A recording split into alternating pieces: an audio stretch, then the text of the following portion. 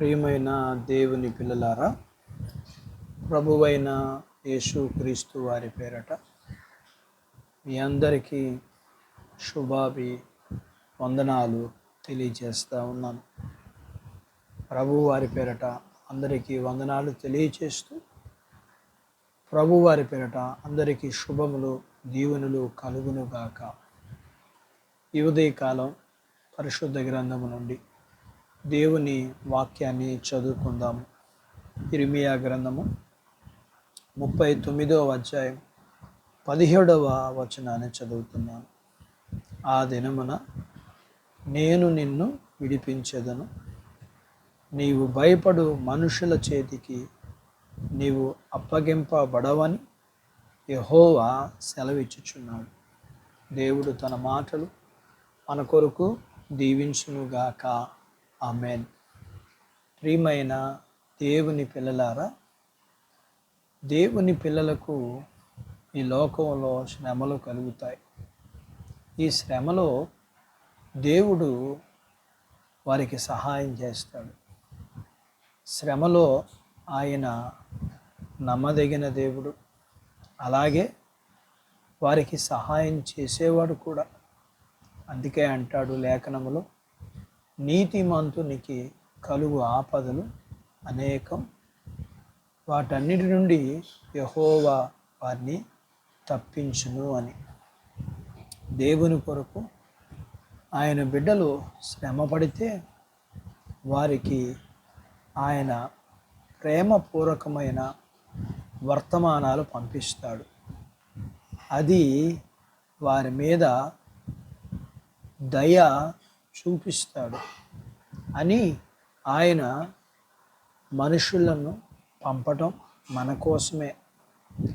ఆయన విడిపించు దేవుడు కదా. ఇర్మియా చెరసాల్లో ఉన్నప్పుడు ఎబెద్ మెలెక్ అనే ఇథియోపియుడు, అనగా కూషు దేశస్థుడు, నీగ్రో, అతను సమాజంలో స్థానము లేనివాడు. ఇతడు ఇర్మియా విషయంలో దయ చూపించాడు. ప్రవక్త విషయంలో ఇతడు శ్రద్ధ తీసుకున్నాడు, ఆదరణ చూపించాడు. ఇతడు ఇర్మియా విషయంలో శ్రద్ధ తీసుకున్నాడు. అందుకు దేవుడు ఈ ఎబెద్ మెలెక్ విషయంలో దేవుడు శ్రద్ధ తీసుకున్నాడు. ఆ కాలంలో కల్దీల చేతిలో చాలామంది ప్రజలు చనిపోయారు. కానీ ఈ నీగ్రోకి ఏమీ జరగల. ఇర్మియాను విడిపించినందున ఇతన్ని దేవుడు విడిపించాడు. మనం కూడా బలవంతులైన వారిని బట్టి శ్రమలో ఉన్న వారికి సహాయం చేస్తే, వారిని విడిపించగలిగితే దేవుడు మనకు సహాయం చేస్తాడు, నిన్ను విడిపిస్తాడు. ఎందుకని అంటే, నమ్మకస్తులుగా ఉంటే దేవుడికి నమ్మకంగా ఉండు వారిని దీవిస్తాడు. మనం దేవునికి నమ్మకస్తులుగా ఉంటే ఆయన మన విషయంలో నమ్మకంగా ఉంటాడు. మనం దేవునికి భయపడితే ఎవరికీ భయపడవలసిన అవసరం లేదు. లోకములో తృణీకరించబడుతున్న వారికి నీవు సహాయం చేస్తే నీకు ఈ లోకమందున పరలోకమందున ప్రతిఫలం పొందుకుంటావు. మనము దేవుని పక్షాన నిలబడదాం. దేవుడు మన పక్షాన నిలబడతాడు. దేవుడు తన మాటలు మన కొరకు దీవించునుగాక. ఆమేన్. ప్రార్థించుకుందాం.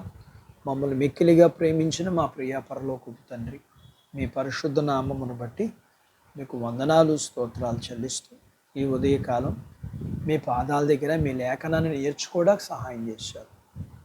మీరు విడిపించు దేవుడుగా ఎబెద్ మెలెక్కు మీరు ఏ విధంగా సహాయం చేశారో, అతడు సహాయం చేసినందుకు అతనికి మీరు సహాయం చేసి అతను విడిపించినట్లుగా వాక్యం విన్న మేము కూడా, మేము కష్టాల్లో ఉన్నప్పటికీ ఇతరులకి మేము సహాయం చేస్తే మా కష్టాల్లో మీరు మాకు సహాయం చేస్తారని మేము నేర్చుకుంటుండగా, ఈ లోకములో మాకు ఎన్నో శ్రమలలో మేము ఉన్నప్పటికీ ఇతరులకి మేము సహాయం చేసేవారిగా, ఆదరించేవారిగా ఉండగలగటానికి ప్రవక్త ఫలం, శిష్య ఫలం మీరు పొందుకుంటారని చెప్పినట్లుగా ఆ ఫలాలు పొందుకోగలగటానికి సహాయం చేయండి.